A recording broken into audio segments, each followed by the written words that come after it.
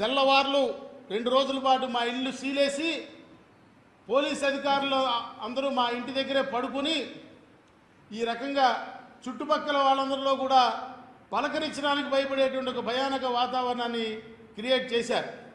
అసలు ఇదిగాక నా ఫోన్లని నేను గవర్నర్ని కలిసిన తర్వాత నా 2 మొబైల్ నెంబర్స్ ఆనాడు నేను ఉపయోగించే 2 మొబైల్ నెంబర్స్ని ఇంటెలిజెన్స్ డీజీ గారు ట్యాపింగ్ చేశాడు.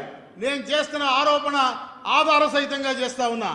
నా ఫోన్ని ట్యాపింగ్ చేసి పిఎస్ఆర్ ఆంజనేయులు నన్ను బెదిరించాడు.